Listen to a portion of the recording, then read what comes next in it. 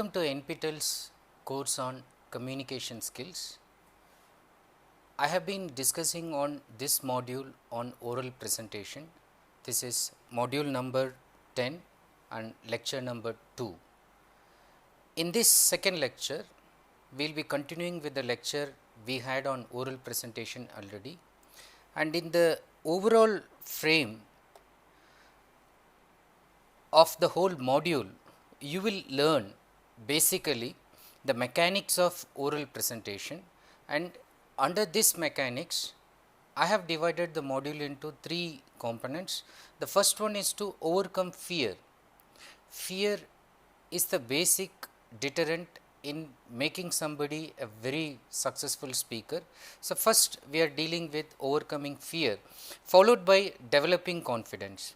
In the first lecture, I already covered all the major topics related to overcoming fear, and just to quickly recapitulate, I focused mostly on using your confidence, taking risk, because even physically, biologically, we have the hormone adrenaline in us, which secretes, the hormone adrenaline secretes during fight or flight situation.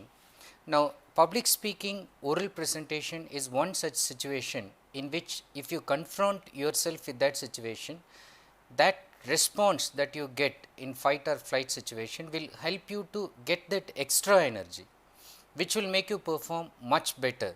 So, it is better to take the risk, develop confidence, face public speaking than avoiding it. So, that is what I was trying to conclude in the previous lecture.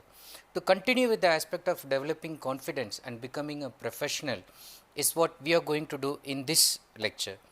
Now, I will give a brief overview to becoming a professional in terms of oral presentation.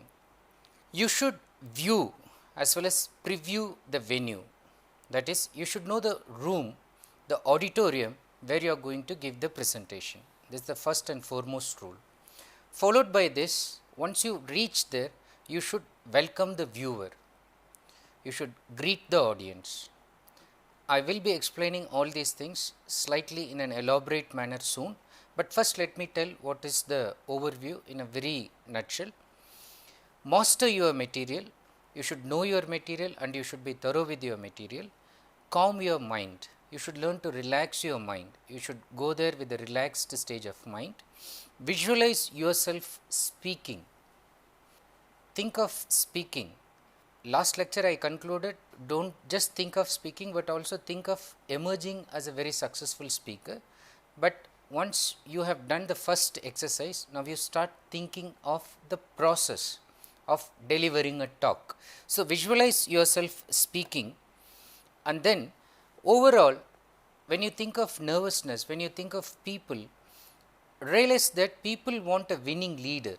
That means people want you to lead, people want you to succeed, people want you to deliver a terrific presentation, and people want you to be applauded. So, they are not sitting there so that they will corner you, but they want you to take the leading role. And generally you should avoid apologies.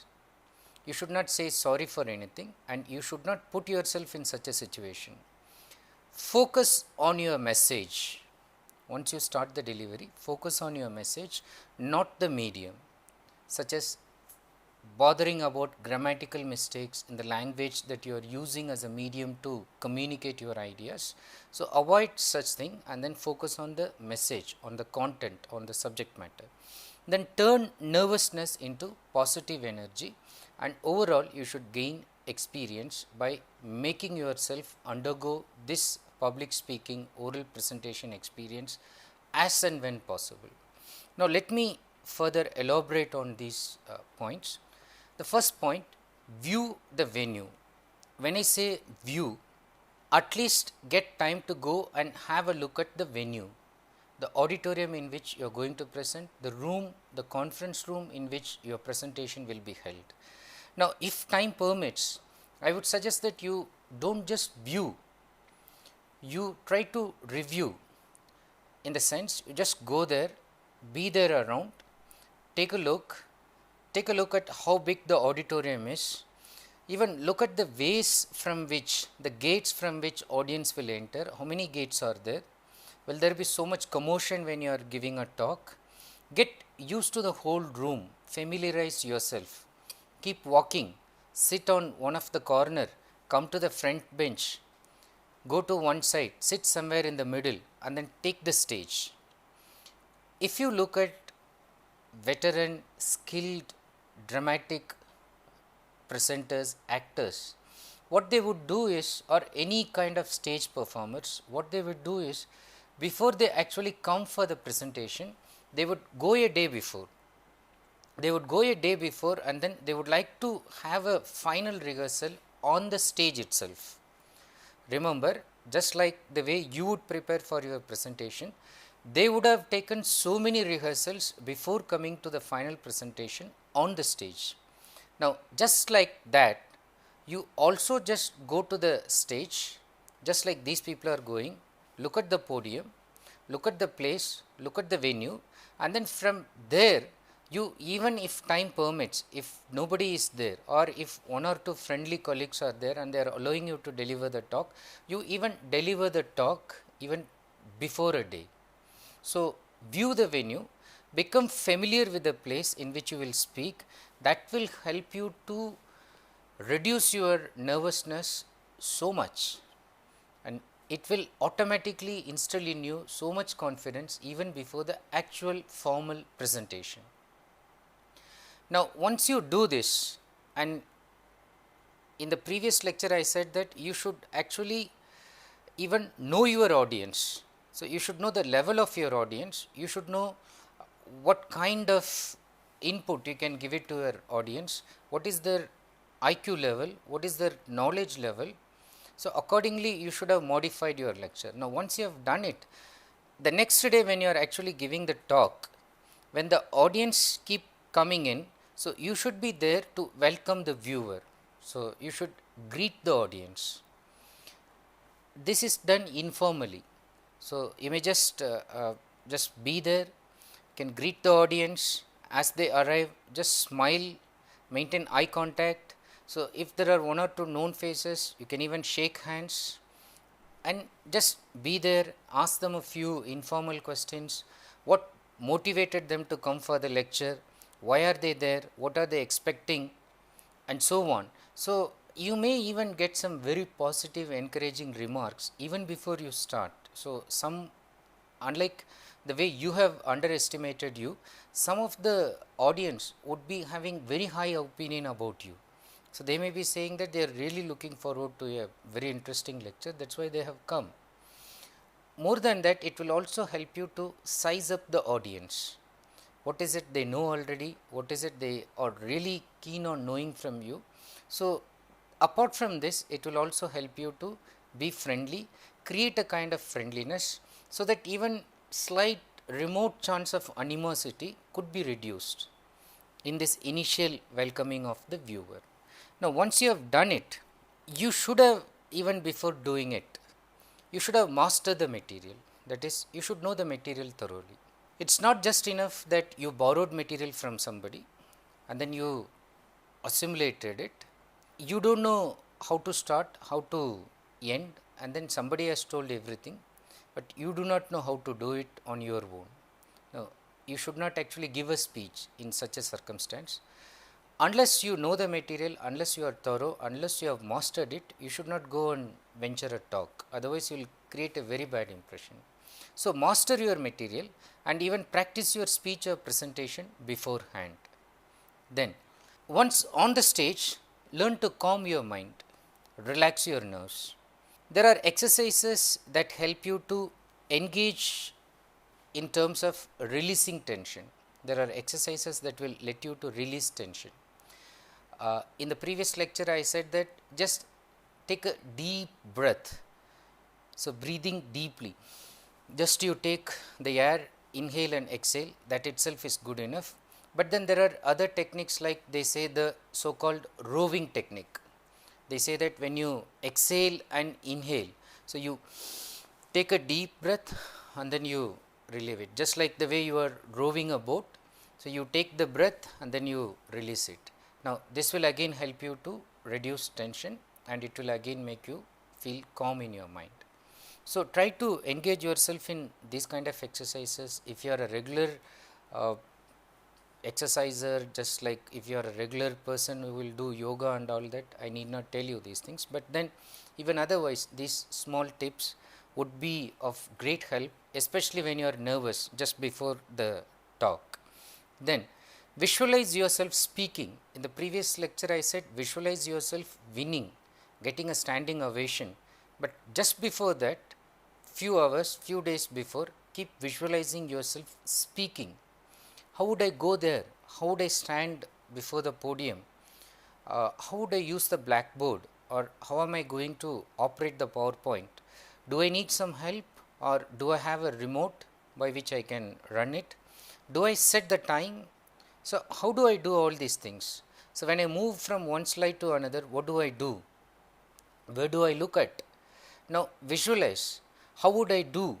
What things would I do naturally, and what things would I do inadvertently? Will I make any mistake? So, what kind of mistakes I did before? Now, keep all these things in your mind and visualize the way that you are speaking there, but visualize that you are doing it successfully. Now, what will happen if you are able to visualize that you are delivering it successfully? Success automatically follows.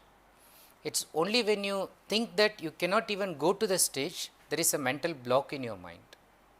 So, visualize that success is achievable once you are on the stage, and visualize that you are actually giving a successful talk, and definitely success comes to you. Then, as far as the audience are concerned, the people among the audience want a winning leader. What do I mean by this? If you remember in the lecture that I gave you on group discussion, I made a differentiation between group discussion and public speaking or oral presentation. In group discussion, I emphasized the point that you are discussing with the group. Now, in public speaking, I would emphasize the point, it is not the group, it is the individual. It is a kind of, in a sense, one-way traffic. Unless the audience are interactive or you create interaction with the audience, it is just you giving the information to the audience. In that sense, the audience have, by virtue of the fact that you are the speaker, have already endowed with you the position of a leader. Now, they have already acknowledged you as a leader, and they just do not want a leader to remain like that, they want a winning leader. What does it mean? They want you to deliver it successfully. They want you not only to deliver it successfully, they understand that you being a good leader, you have decided certain things for the audience, you have made a good decision about time plan, you had even planned what should go and how it should go in advance, you had thought of coherence, you had thought of impact. So, this is what they are thinking of you as a leader, as a person who is coming and giving a talk before them. Then I said they want you as a winning leader. What does it mean? The audience wants speakers to succeed, not fail, especially if there are some troublemakers among the audience, and then they are troubling you with very unparliamentary questions, sometimes very silly remarks, personally damaging criticisms, which would make any strong person feel weak, feel low. But despite that, what the audience actually expect is that they still feel that the leader, the speaker would do something to settle the troublemakers. So, if you are there, so do not think that if somebody is becoming antagonistic towards your speech, somebody is over interfering. So, audience actually want you to control the person. So, do not expect the audience to do something. Of course, there are some very generous and great people among the audience who would also come for your rescue, but do not count on them. Rather, the audience psyche is that you do something and control the troublemakers and emerge as a winner. So, the leadership role is given to you, and then they want the speaker to take the lead, and they want to tackle the problematic audience among them. So, keep that in mind, they want you to win, they do not want you to lose. Once you are clear about this, once you realize that they want a leader and they want a very powerful leader whom they can admire, whom they can take as a model. Now, once they have this kind of thing in the mind, so you have greater roles, responsibilities. So, do not go and say sorry for anything, especially avoid apologizing for your nervousness.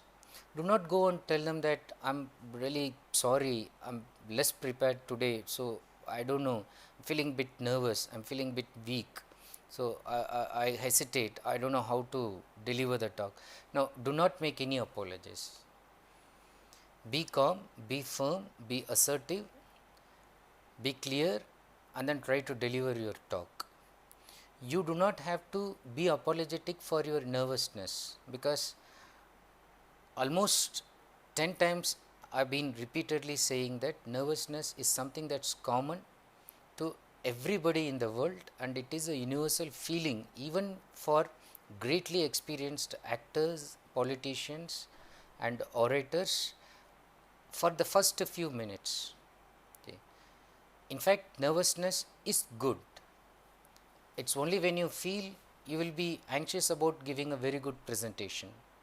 If you are not having any nervousness at all, it may also mean that you may be overconfident. So, knowing that nervousness is not a bad thing, do not start your speech with an apology. In fact, avoid apology for anything. In fact, do not put yourself in a situation where you are apologizing. So, that is really a bad thing. Apology even for the fact that you reached the venue late and you kept the audience waiting. There is no forgiveness for that. If you are the speaker, you should be there in advance, you should be there much before the audience, and you should not make the audience wait. Even if you are a great person, even if you are a VIP, it is imperative that you are there, or just at the time when you have specified, at least you are there. Begin the speech without a single minute delay. So, that calls for professionalism. And when you are having that kind of professionalism, you do not have to apologize for anything. Do not put yourself in such a situation where you are compelled to apologize. Do not do that. Focus on your message. Concentrate on your message. Concentrate on the content. Do not worry about the medium. What does it mean? Do not nurture anxieties, but concentrate on your message.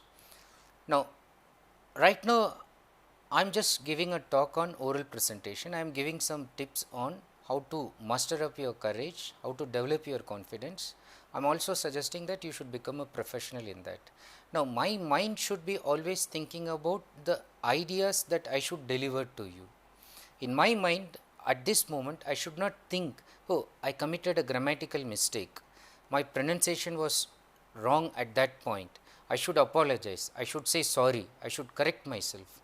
Now, actually, if I do that, or if you do that, by not focusing on the content, but focusing on the language or the medium that you are using to convey the message, that you are using to convey the content, what will happen is unnecessarily you are distracting the attention of the audience. The audience are actually not interested in the kind of language that you are using. So, that may be a kind of cosmetic touch, but actually they are interested in the message. As long as you have a powerful message to deliver, as long as you are so sure about the message that you are going to deliver, so you do not have to worry about the way it will be delivered to the audience. Although later, as a very seasoned and experienced speaker, you will develop your own style, you will have a way of delivering things, you will develop felicity of expression, and then you will talk without any flaw, but that is for a later stage. As an amateur oral presenter, you do not have to worry about what medium you are using, what language you are using, what kind of structure you are using to convey your ideas. Forget all those things, focus just on the content, the message. So, that will reduce your anxiety, that will make you much more confident. And then, like I said before, that fight or flight response, when it is evoked in you, it is actually giving you some extra boost up energy. So, if you remember that, I would like to add this point, that turn your nervousness into positive energy. Now, nervous energy is an asset to you. Instead of thinking that nervous energy is something bad, something negative, understand that nervous energy is an asset to you. Harness it, release it, and transform it into vitality and enthusiasm. The first time you are nervous, the first time you are afraid of giving a talk, but then you experienced it, you sustained it, you withstood it. The second time you are much more confident, and you pick up threads from where you left before, and some of the simple errors that you committed you overcome, or you make attempts for overcoming those errors in the next one, and in the third one, fourth one. Once you keep on continuing, what happens at the end is that you have utilized that nervousness to a very positive level. You have used that nervousness as a kind of vital energy in you. Now, you know that it is a kind of excitement, it is a kind of thrill, it is a kind of adventurous trip.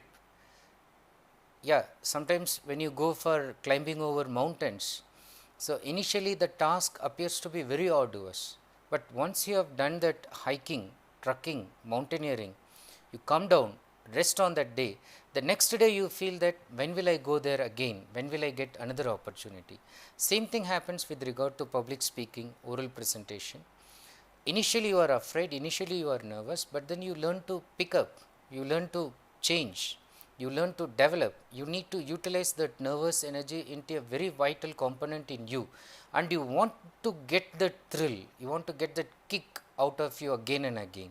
So, what you do, you look for more such presentations, you look for more such opportunities, and initially you happen to be the person who ran away from such situations, but now you are looking forward towards such situation. Why? Because that nervous energy has been contained in you in a very positive form. Instead of pulling you down, it is pushing you up now. One step up in the ladder, and then you are not satisfied, it is pushing you to climb more steps, and then you realize that it is a kind of endless process, a process that you enjoy throughout. Now, once you do that, simultaneously you also learn to gain experience. Now, what happens? It is experience that will build up confidence in public speaking.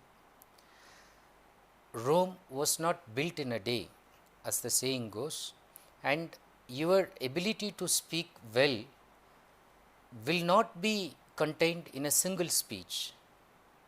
You started something, you delivered it, you prepared so thoroughly, you delivered a good talk, everybody praised you. Let us say you even got standing ovation for it, fine, but that is not the end of it.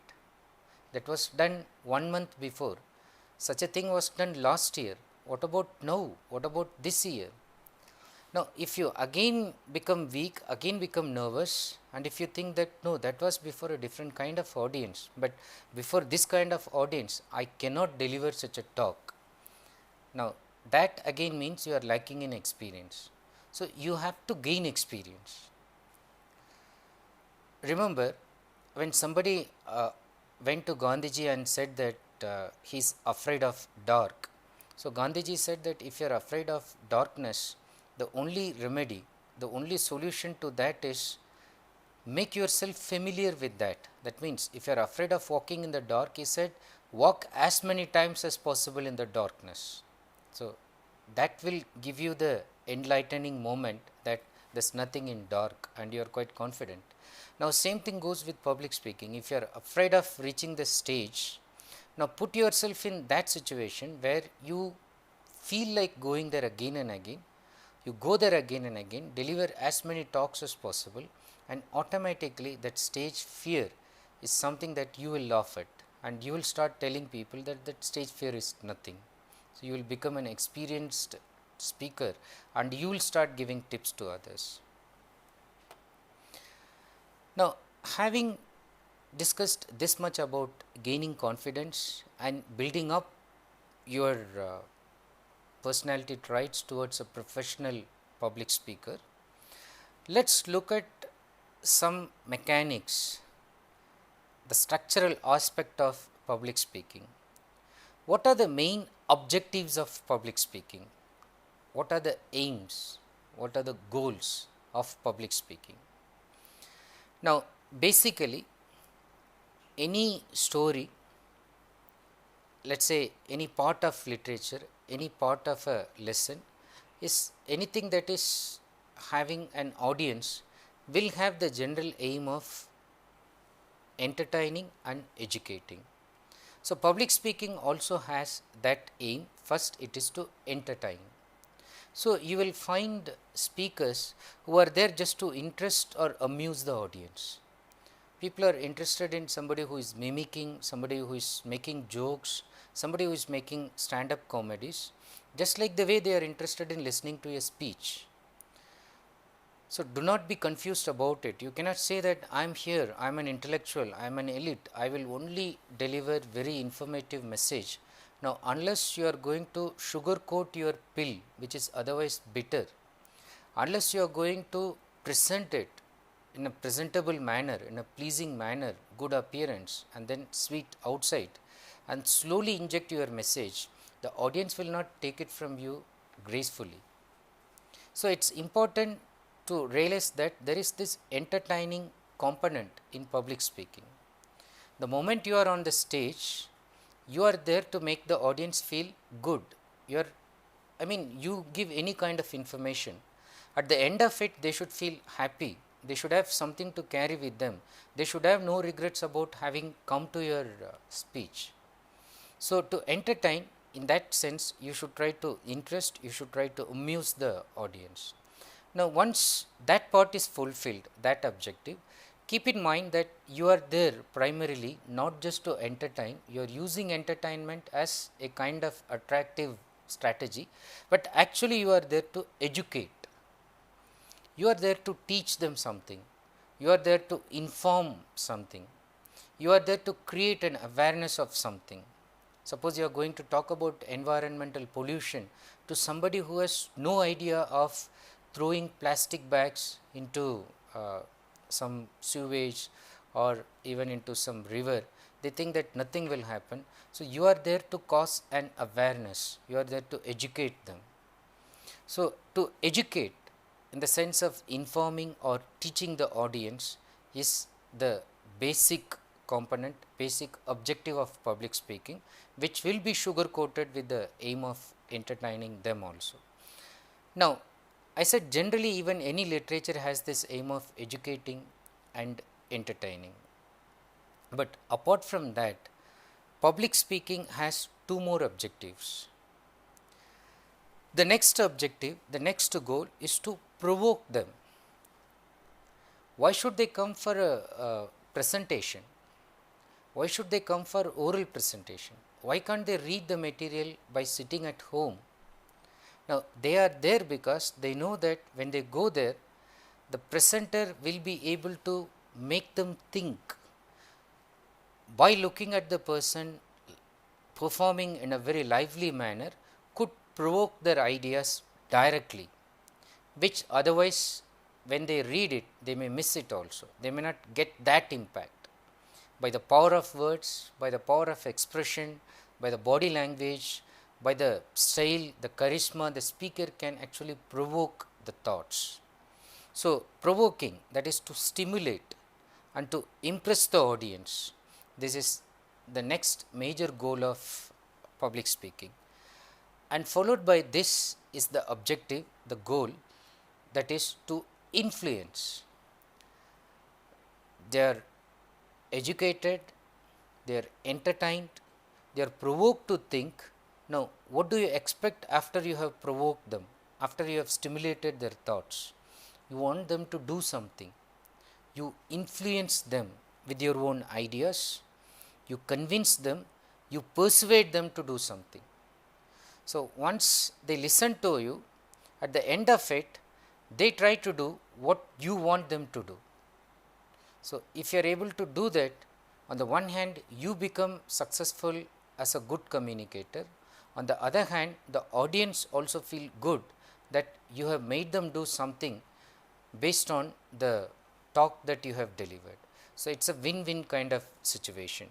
So, general goals of public speaking: to educate, entertain, provoke and influence.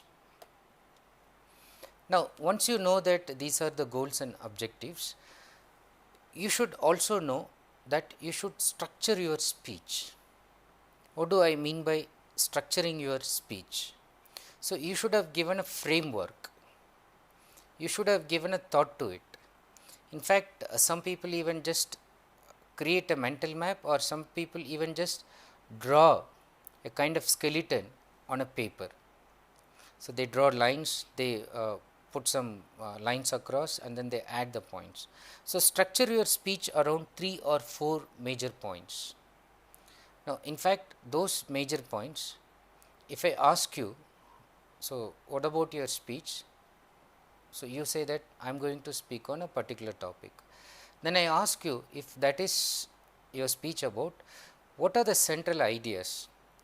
So, then you say, oh, first 10 minutes I am going to talk about this, next 15 minutes I will be talking about this, and then followed by this and followed by this. So, you tell me in 4 points, 4 major topics about your topic. So, that becomes your main structure. Now, once you said this, you also try to analyze which point should come first, and you learn to present according to the order in which you can influence the audience. Maybe the point that you have thought well of need not come at the beginning. You need not think that this is the point I thought first and then I gathered other points. Now, you do not have to give the same point to the audience first. It may be even the last point that you are presenting before the audience, and then leaving it with a very lasting impact. So, structure your speech around 3 or 4 major points, and once you have done, keep the audience interested by a few anecdotes. It is not just the points, but then link the points with some interesting stories, some incidences, so that the points will be reverted in their mind so deeply. If you do not use some interesting anecdotes, the points will slip off from their mind. So, try to link that with few anecdotes, and once you have done, just like if you see the newsreader, try to summarize your main points in one sentence. Now, once you finish everything, just try to summarize. In fact, if you could summarize then and there, every 15 minutes, one quick summary, another 15 minutes, another quick summary, and last but not the least, when you are about to conclude, just summarize all the main points very quickly. If you observe news readers, especially on TV when you observe, so they will first show you the headlines or the breaking news at the beginning, and then while they try to conclude, they will again recapitulate all the main points very quickly. So, that is what you should also do when you are giving oral presentation, and make sure that you end on a strong positive point. The world has enough of negativity. Nobody is expecting that you end your lecture with a pessimistic note. Do not end that with a negative point. They want you to end with a very strong positive point. So, structure goes like this, mainly 4 or 5 points, and these points have illustrative examples, interesting anecdotes, and once you are drawing their attention to their anecdotes, lest not they get distracted, you also summarize then and there and introduce the main points once again, and towards concluding, you conclude that with a positive note. Do not conclude with negativity. Then, how do you make the presentation as such? If you read any book on public speaking, the most famous ones like Dale Carnegie's book on public speaking, any other book, they generally tell the things in very simple manner. In fact, Dale Carnegie is one person who suggests this one, and there are others who have suggested similar thoughts. So, they talk about making the presentation, and they say that just remember 3 things when you are going to make the presentation. What are the 3 things? First, tell the audience what you are going to tell them. This means give a preview, give an overview. Tell them, in this talk, I am going to tell you this. if you are using a PowerPoint presentation, in the first slide you tell them what you are going to tell them. In fact, if you have 5 slides and 5 headings, even all the 5 headings you can put it on the first slide, and you can tell them these are the 5 points I am going to discuss in this lecture. I have 5 slides or I have 10 slides to illustrate this point.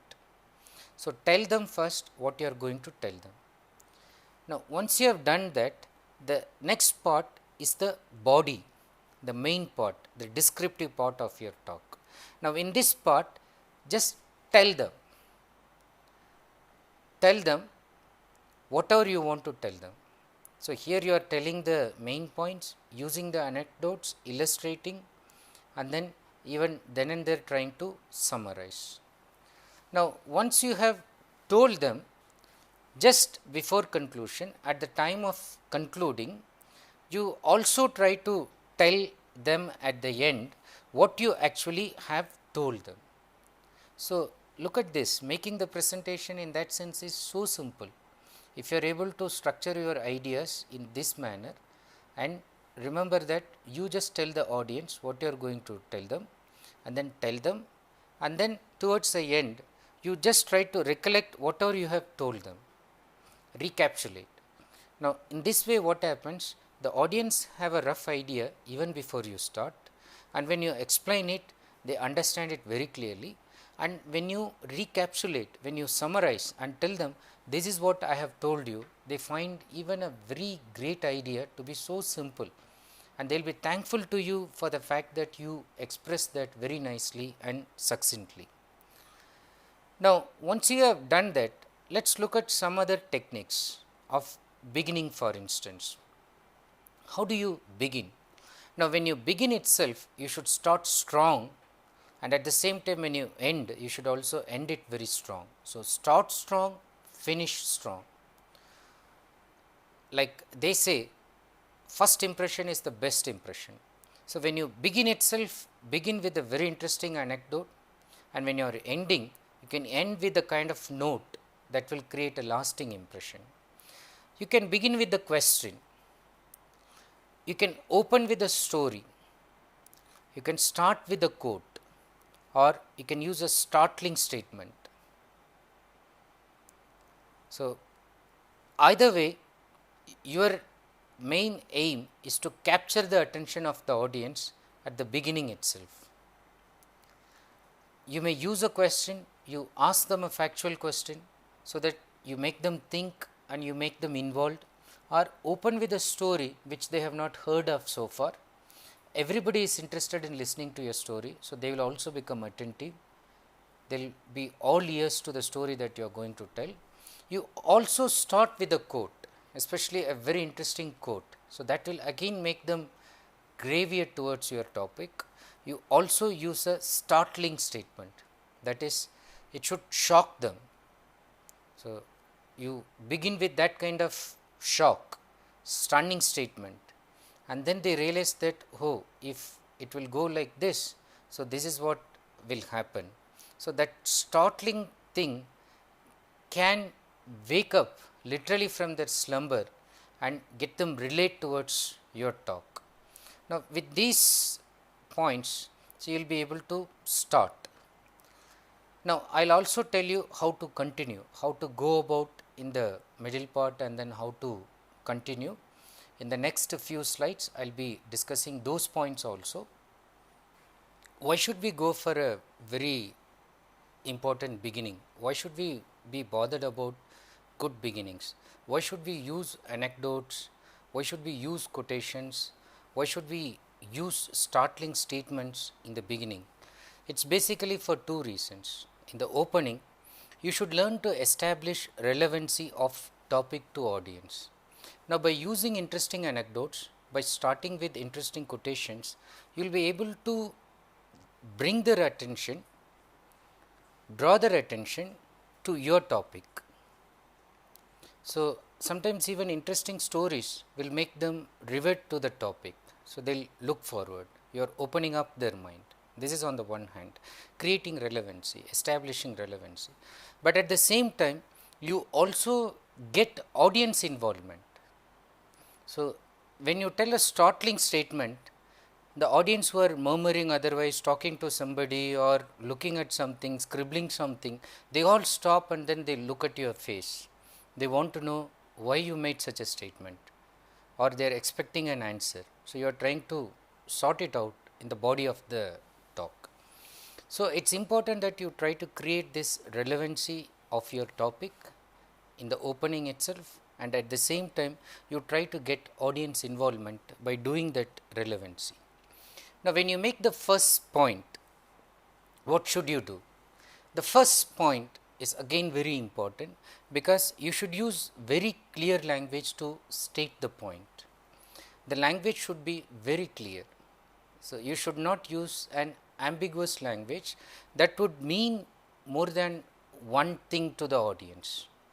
State it very clearly in a simple language, the first point, because that is the most important point from which you are developing your ideas. If the audience would not understand that first point, the audience will lose coherence in the following points. So, you make it very clear. Then use evidence, both verbal and visual, to support your point. Evidence can be both verbal, that is, you can tell a story, but at the same time you can also show some pictures. If you have the possibility of using some animation, some clips from movies, some clips from some recorded activities, so that will also rivet the attention of the audience. So, use evidence both verbal as well as visual. So, do not think that you use only words, but also use images. Having done that, amplify your point with an incident or anecdote. That is, elaborate your point using an incident or using a story. Then develop a logical transition or bridge to your next point. Instead of jumping to a point which looks otherwise incoherent, try to give connectivity. In fact, you can use connectives. For instance, you can say, on the one hand, talk about one point which is contrary to the next point you are going to talk about. So, you say on the one hand, and then you say on the other hand, or use connectives like but, however, nonetheless, nevertheless. Now, all these things will make the audience understand that now you are going to a different point. Now, if you are going to talk about a similar point, you can say similarly, just like what I said before, in connection to what I said previously, in a similar vein. So, suppose you are going to give a parallel thought, you can say simultaneously. Now, these connectives will also help them relate to the previous thought with the next one. You can also give connectivity in terms of sequencing your ideas or arranging them chronologically. One thing happens and the next thing follows, or giving cause effect kind of linkage, but in whatever manner you do, make them follow it easily. So, give them a logical transition or bridge to your next point. So, you have started, you have continued. Now, when you come for the close, the closing point, what you should do is, as I said before, you should summarize your points, at least the main points, and then after doing the main points, if you can finally conclude with a single statement that will recapitulate everything, but leave a lasting impression, that is well and good. Now, in some case you have to tell them that you are going to conclude. So, you may say, in conclusion,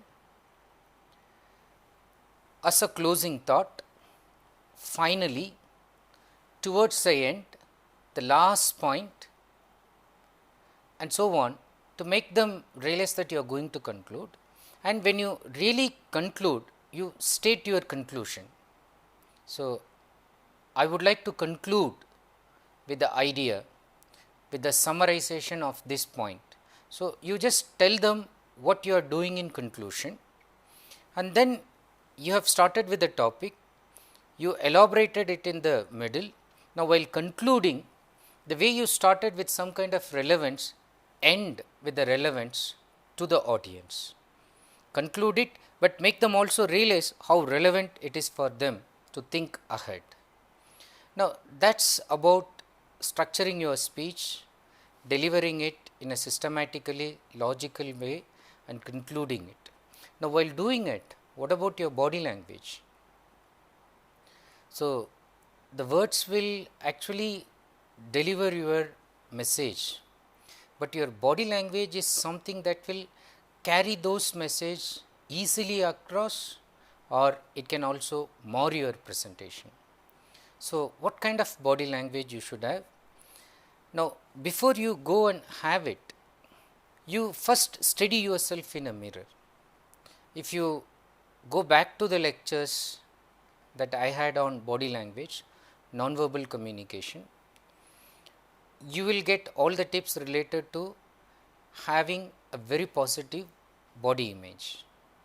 Now, even if you do not remember those tips which were given in those lectures, just a self analysis, going and standing yourself before a mirror and then study yourself, give the talk before the mirror. Now, look at yourself. Are you doing something that you think is not pleasant for you to look at? Stop doing it. If you can't look at your face doing something, if you feel that the way your hand is moving is not good, if you think that the posture you are maintaining is not exuding confidence, it is creating a very poor image, you change it first. So, self analysis before a mirror, before actually you go there and enhance your positive body image. Then, why we are focused about it? You should know that body language is something that reflects what you are saying. It tries to correlate your thoughts. Imagine somebody talking, like now I am talking, I am also using my hands, but suppose if I am just standing firm and then saying something like a machine, only my mouth will be moving, but hand will not move, there is no expression. So, very soon you will lose interest in my talk. Very soon you will feel like switching off your computer or your video, and you will think that why should I listen to such a lecture. Now, what happens is body language is something that is enhancing, it is that's creating the impact, and audience are more focused and audience get the message with impact only when you learn to use your body language effectively. So, it is actually reflecting what you are saying. You will see some mathematics professors when they want to see circle. So, they may be even exactly saying circle, they will be using their hand. When they say triangle, they will use their hand in a triangular shape. So, it exactly reflects what is there in their mind. When they say 2, they will be showing 2. So, it just reflects what is there in the mind automatically, naturally.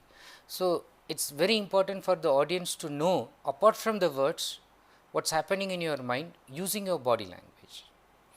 Now, once you understand this, relax your facial muscles and smile. Now, smiling, they say that is actually giving you a very good personality, body image, but at the same time it is relaxing your face from the stressed, worried kind of look. So, that also creates a kind of reflexive response among the audience.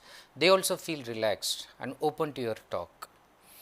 Then once you make a point in terms of body language, even the tone, the way you are performing, so you should not talk so fast. Once the point is made, just give a very brief pause. Now, when you give a pause, what happens is you are giving time for the audience to reflect over that thought in their mind. When you do not do that, you are just ramming one idea over other, overlapping of thoughts, and they are not able to divide that into proper shape. So, give a pause, meaningful pause, that also comes under the soft skills aspect of body language. And eye contact, which I have been telling from the beginning, whichever talk on communication skills, I keep emphasizing on eye contact. So, eye contact initially with someone who is approachable, especially if you are an amateur, if you are not that experienced in giving oral presentation or public speech, what you should do is among the audience you will always find somebody nodding at whatever you are saying. There is somebody who is smiling at you. Okay. Now, look at that person, somebody who is accepting you wholeheartedly for what's and all. Whatever mistake you commit, that person is just looking at you, and then he or she is actually appreciative. Now, focus on that person. Imagine as if your whole message is meant for the person, and slowly you start maintaining eye contact over the other people in the audience. Otherwise, the rest of the audience would feel also left out. But just to begin with, just to muster up your courage, focus on the people who approach you in a friendly manner. So, maintain eye contact to those people. And more about eye contact, when you are maintaining that, so you should try to maintain throughout.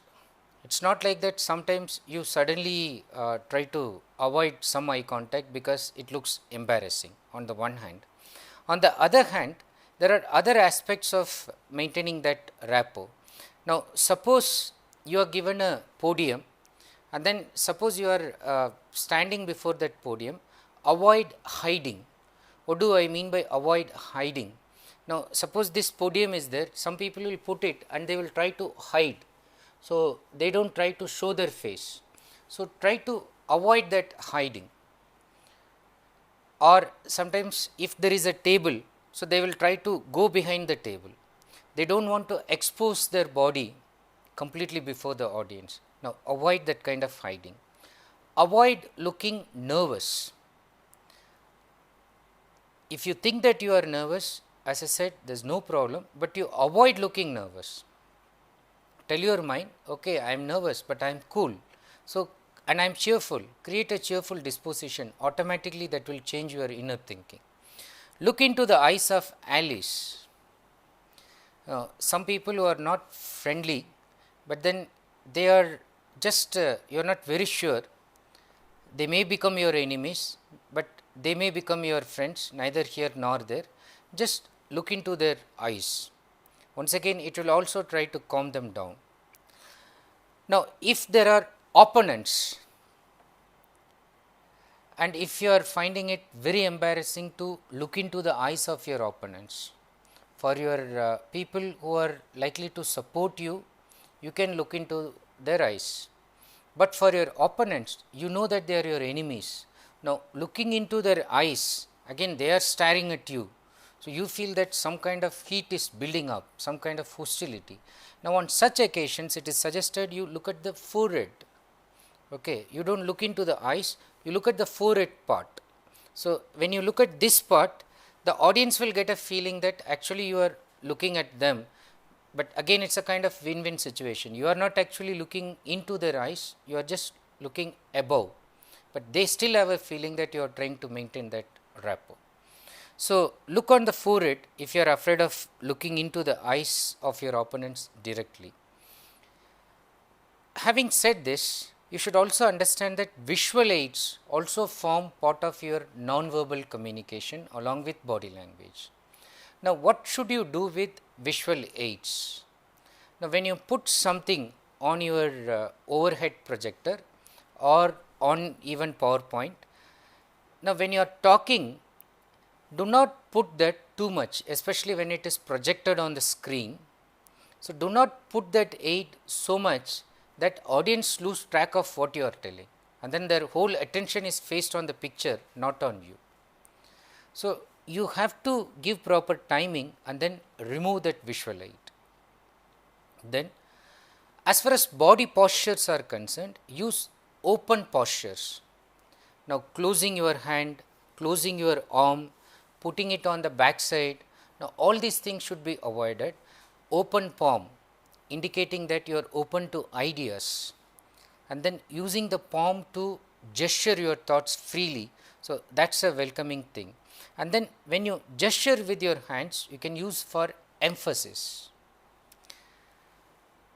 Another important point that is part of body language is, some people when they try to go for public speaking, they start using an accent which is totally unacceptable, which is sounding so ugly, uncouth. they imagine that, especially if they have to give a talk in English, they think that they should imitate an American or a Britisher and end up fooling themselves, annoying the audience, and in sometimes the audience start laughing at the kind of accent the person is trying to emulate, which the person is not able to do successfully. The audience keep making fun of him. Now, do not do that, but try to speak in a natural tone. You do not have to, if you are an Indian, you do not have to speak like an American or a Britisher in terms of accent, but at least be clear in terms of enunciating your ideas. So, if you are able to do that clearly and naturally, that calls for your body language in terms of the soft skills. Now, just before I conclude my lecture, I will briefly tell about some delivery tools related to body language. Now, you should bother about your posture, you should bother also about your eye contact, facial expression, hand gestures, and then appropriate dress. In terms of voice qualities, you should be concerned about your volume. Sometimes it is a huge auditorium and your mic quality is not that good, or you do not even have a mic. You have to shout at such a pitch so that the people on the last bench are able to listen to you. There is no point in just mumbling to the front seaters, so and losing touch with the audience. So, keep the volume quality in mind. Inflection, modulation, rising, changing your tone as and when required. Articulation, saying the words fully, for instance. There are some people who are habituated to mumble or say something only off. They will not say the remaining part, they will not complete a sentence fully. So, in articulation you articulate it fully, and the rate. So, there is a pace, there is a speed even in the delivery. Now, some audience, if they are highly matured, they will appreciate a higher speed, but if some audience they are not up to that pace, they would expect a slower rate. So, you should know how to modulate your speech according to the level of the audience and rate your voice qualities. Now, having said this, I will talk about more qualities of body language in the next lecture, and after talking about that body language, I will also talk about some aspects of language as such, which you should use to make your oral presentation very effective, and then I will try to give you some more tips.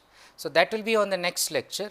So, keep thinking about this lecture, in which I have highlighted some very important points on making you a very professional oral presenter, starting from how to overcome your fear, going ahead with how to make some starting focal points at the beginning, how you should go about, and then how you should conclude. So, so far in this module, we are trying to build up your confidence by making you overcome your fear in terms of oral presentation, and slowly to make you a professional and try to win a standing ovation for whichever presentation that you are going to give. So, thank you so much. We will meet in the next lecture. Till then, bye.